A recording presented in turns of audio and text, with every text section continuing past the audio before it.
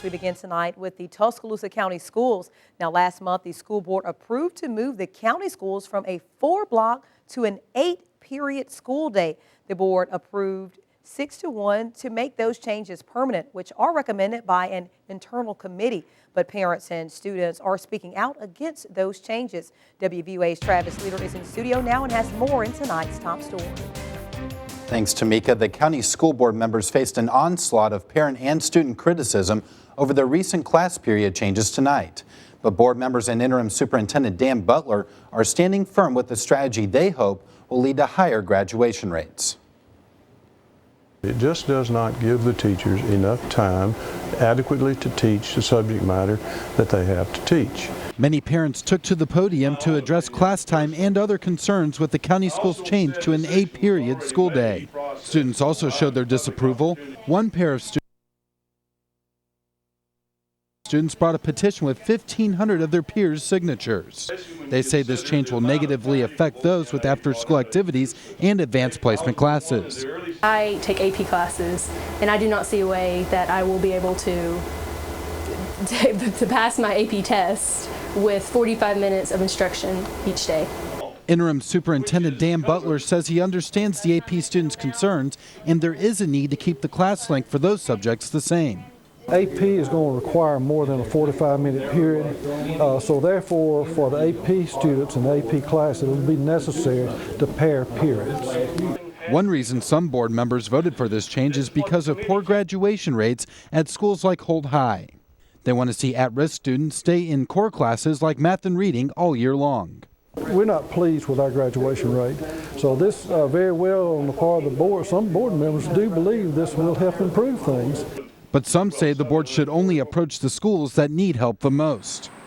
They should have stepped into that high school in particular and done something rather than messing with the whole system.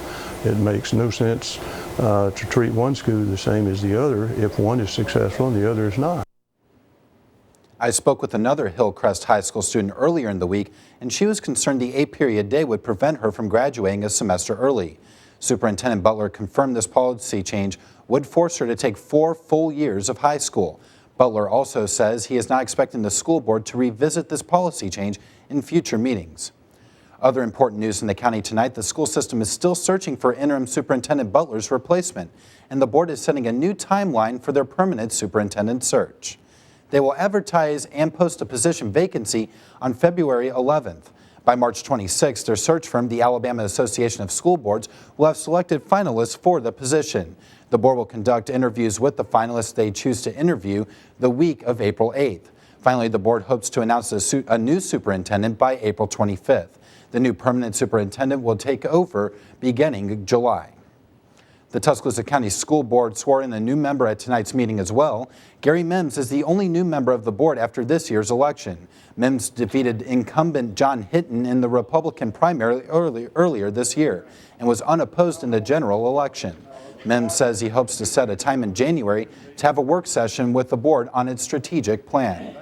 2 incumbents, Schmidt Moore and Bill Copeland, also won their races unopposed in this year's election and were also sworn in for new terms at tonight's meeting. Tamika? Thanks, Travis. Children in West Alabama will soon have a new place to play, but they need your help first. Parents looking for volunteers to help rebuild the Rosedale playground. Rosedale was one of the worst hit areas on April 27th back in 2011 when the tornado struck the Tuscaloosa area, and rebuilding has certainly been a process, but now is your time to help. Call PARA at 205-562-3200 or find out more online at tcpara.org if you're interested in helping to build that new play area.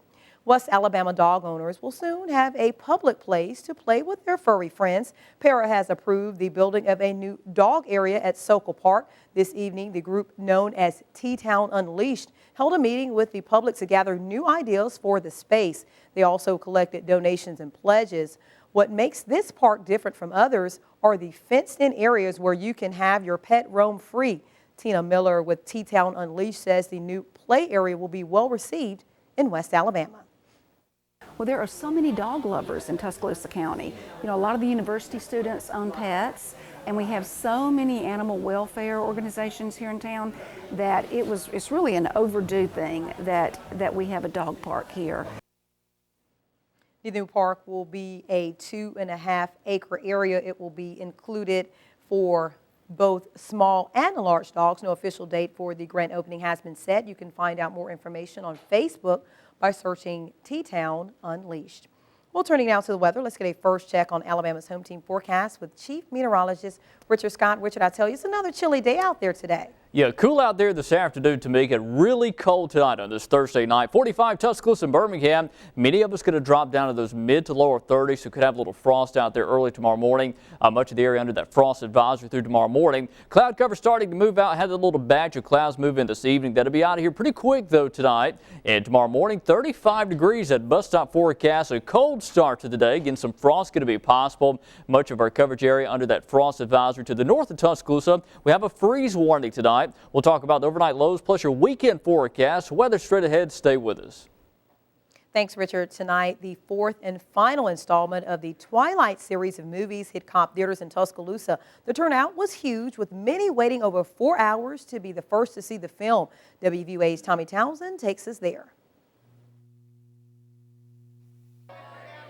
Hundreds packed into Cobb Theater for the premiere of the new Twilight movie, and several fans are happy to see the last installment of a unique franchise. A lot of people don't like the fact that the vampires are different than, what you would normally think of a vampire, but I really like that. They're more like, I wouldn't say superheroes, but more just like a better version of a human. It's fun because I get to come with my friends and staying up late and just, I don't know, I've always followed movies, so that's fun. Many brought games to help ease the boredom of sitting in line, but ultimately it was the camaraderie from fans of all ages that shortened the wait. You would think it'd be really long, but it's really not, and it goes by really fast when you're with people you enjoy being with. You have to play games, you have to read, you have to do something, or it takes forever.